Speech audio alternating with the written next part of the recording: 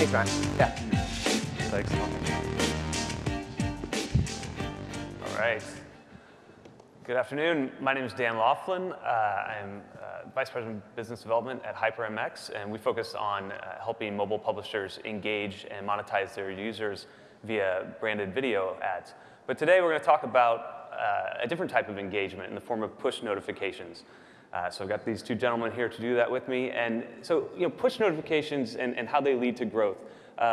So think about today, you've probably received many push notifications on your phone, and you may have swiped one of them and engaged with it. You might have ignored all of them because it felt a little spammy. Push can be a very powerful tool for engagement, but there's a feeling that it's been in its infancy for far too long. So Brian and Adam are here to talk about the state of the market and how they're pushing things forward to a sort of new era for push notifications. So quickly, Brian is a director of product at Yahoo Sports. He's been engaging with millions of users for social and mobile sports applications for the better part of 10 years, first at Citizen Sports, and then at Yahoo after they acquired Citizens. And you're probably familiar with Yahoo's empire in the sports category. They've got over 15 million annual registrations for their fantasy games. And Adam is the CEO of Kahuna, and Adam's been a part of a lot of big growth stories in Silicon Valley, both as an employee and a venture capitalist. Facebook, Oracle, IBM. He's been at Menlo Ventures and at Bain. And now with Kahuna, they're helping some of the world's largest companies move forward and really perfect their push strategy. So, Adam, I'll start with you. Talk to me about your view on the current state of engagement and push notifications, and given what you see in the market, what's working, what's not working, what is your approach? Yeah, it's really interesting that push notifications kind of feels like email 10 years ago. Like I remember my Hotmail account, and it was pretty spammy. Right. And if you look at your notification center, you see a lot of generic spammy messages. And we were talking to head marketers and hearing about how powerful mobile is and how they wanted to communicate with their customers. And that really was why Kahuna was started, is to drive engagement and customer delight, and to do that through mobile messaging. And so we're really trying to push the boundaries and evolution of push notifications. And what's so awesome is push is just getting started. Right. And so, Brian, tell me kind of from your perspective the state of the market and how you see opportunities for growth through engagement and through push. Yeah, absolutely. So with Yahoo Sports, I'm focused on something very clear. It's to be the daily habit of a sports fan. And so I think push notifications can mean a lot of things. It can drive intent for purchases, push notifications that can inform you.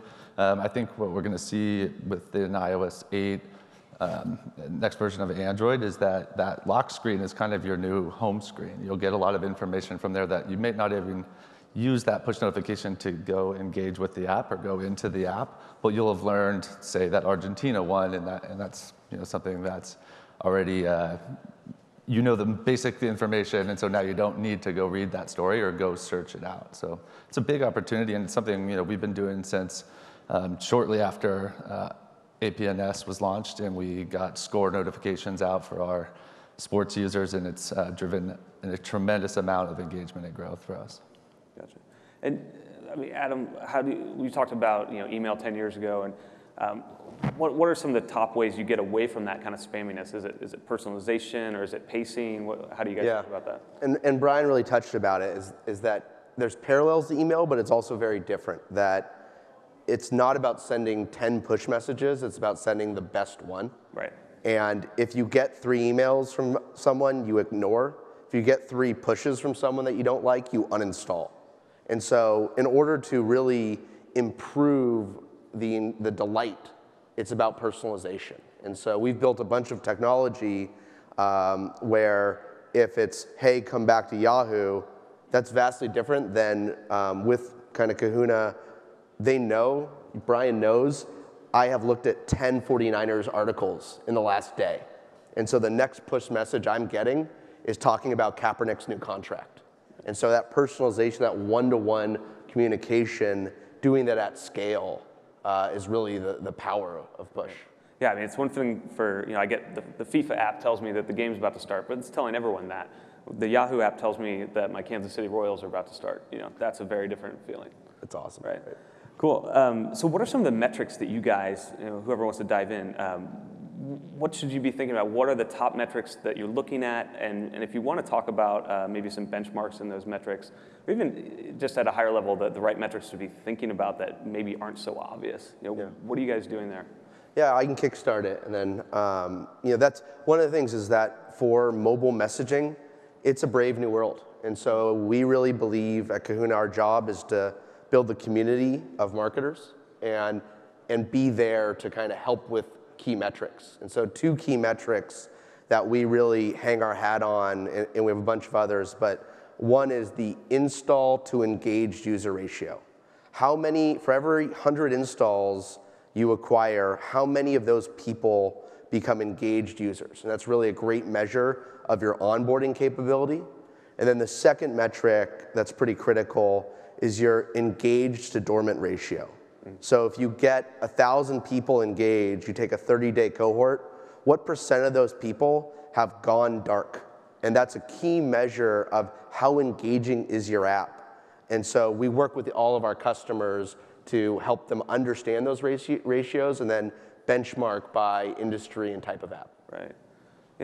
Brian, I guess the user journey is something that's really important for you guys. Yeah. You spend all this money to grow, to acquire users.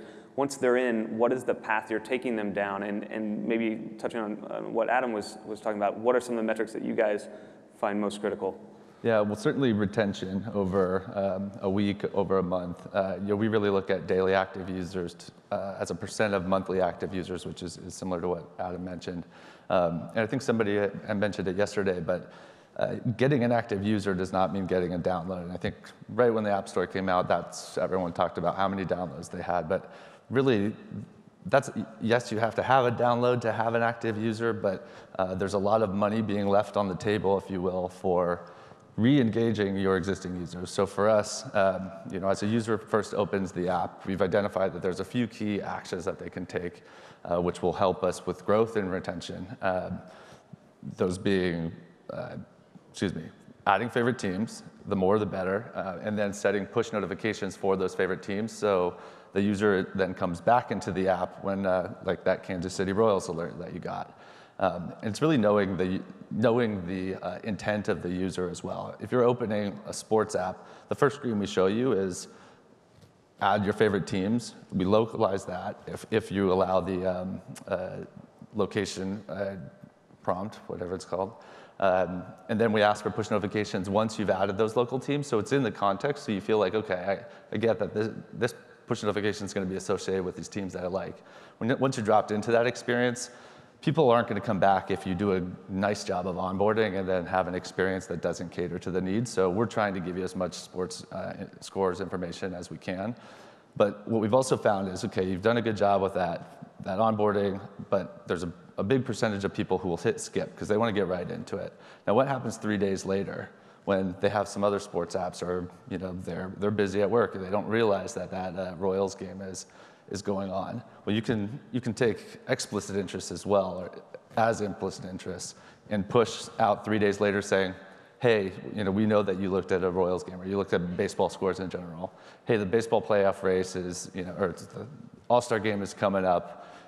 Add your favorite team and get push notifications for every game before it starts. And what we've seen is by using that type of thing is we've seen a tremendous amount of growth in our re-engagement. So for the cohort that we don't send anything to and we just hope that they come back, we're talking 10 times in terms of re-engagement over the long term versus sending no push notifications ever.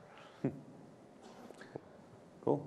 And Adam, I guess when you see all this information come in, your system, I'm assuming, helps Brian learn from the results of any push notification or any campaign. Talk to me about A/B testing push and how do you kind of learn and optimize based on what you've seen? That's what was fun. What was fun about push is that it was so new that we actually built a bunch of technology on top of the push services. And so one of those is push response tracking, but what a lot of our customers are doing is they're running 3 or 4 messages and a control group side by side, and they're measuring re-engagement, they're measuring goals like purchases or favoriting teams, and they're measuring opt-outs and uninstalls. And what's interesting, what's cool about push is email takes 6 to 7 hours to get data back.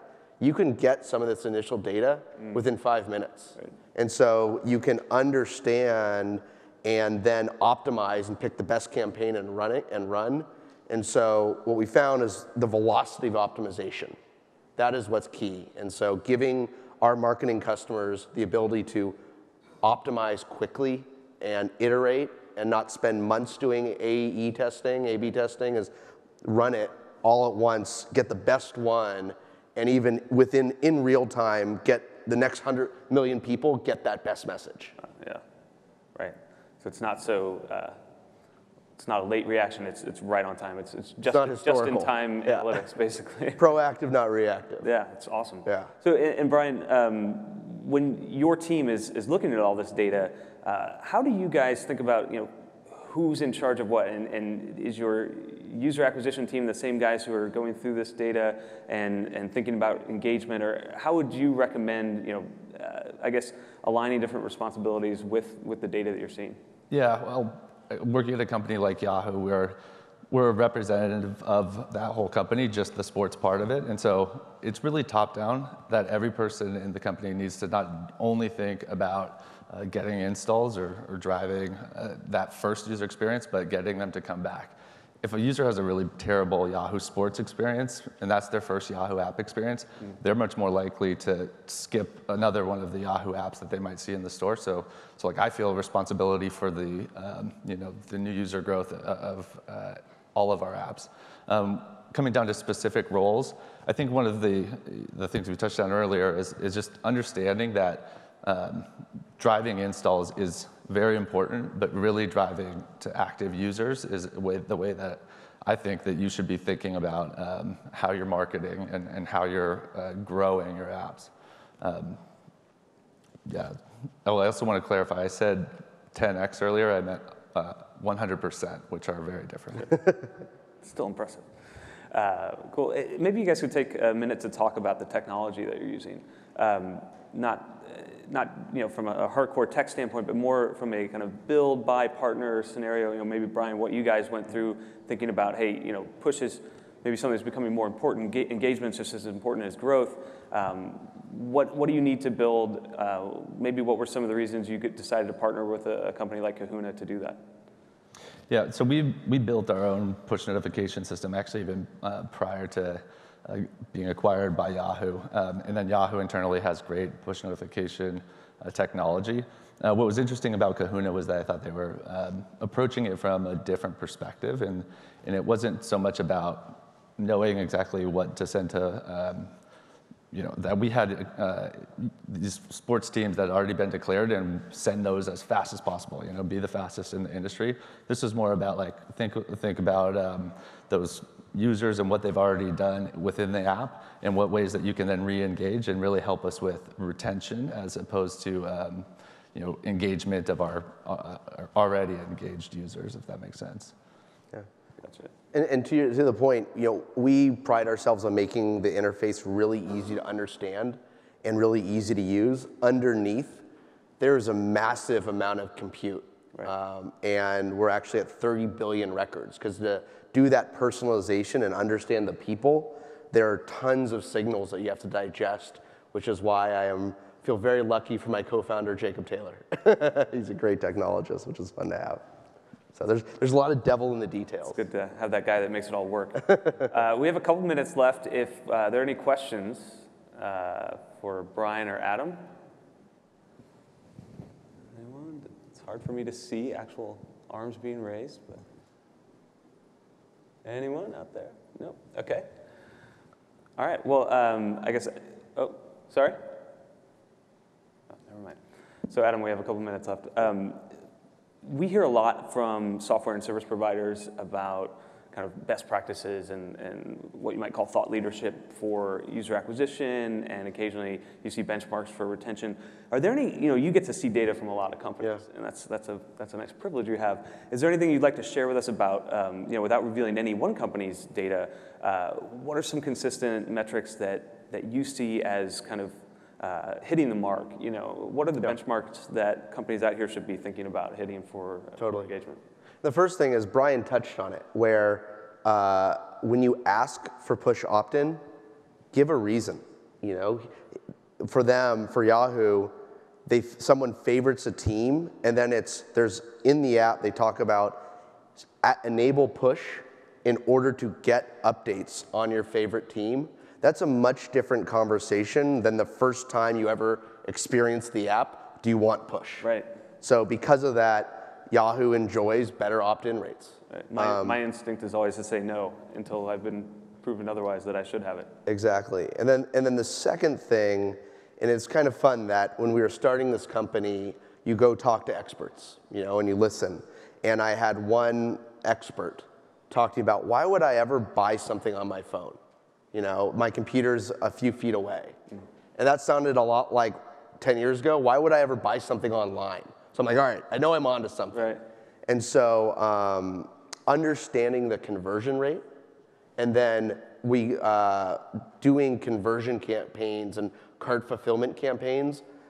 Mobile conversion is actually really, really good when done right, which is a huge misnomer in the market when people talk about low conversion rates for mobile. It's actually pretty great, and the best companies are doing it really well.